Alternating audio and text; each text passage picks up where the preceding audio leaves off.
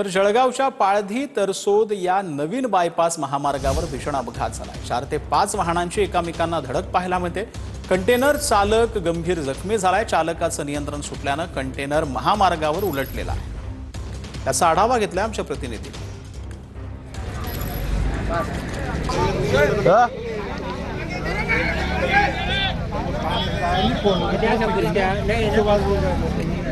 मुंबई नागपूर या राष्ट्रीय महामार्गाला जोडलेला पाळधी तरसोद या बायपासवर जो आहे भीषण अपघात झालेला आहे।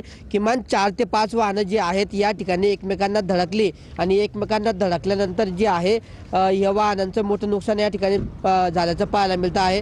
आपण दृश्यांमध्ये बघतो आहे, दृश्यांमध्ये बघितल्यावर प्रत्येकाला अंदाज येईल की हा अपघात किती भीषण होता। या ठिकाणी जे आहे महामार्गाच्या दुसऱ्या बाजूला एक कंटेनर उलटला आहे आणि तो कंटेनर उलटल्यानंतर तो अपघात हा झाल्यानंतर एक दुसऱ्या बाजूने येत असताना समोरून येणाऱ्या त्याने पहिल्या 4 चाकीला धडक दिली आणि त्यानंतर सलग 1 ते 2 वाहनांना धडक दिल्यानंतर हे कंटेनर जे आहे या ठिकाणी थांबलेलं आहे। या अपघातामध्ये सद्यस्थितीत कुठलीही जीवितहानी झालेली नाही, मात्र ट्रक चालक जखमी असून त्याला रुग्णालयात हलवण्यात आलेला आहे।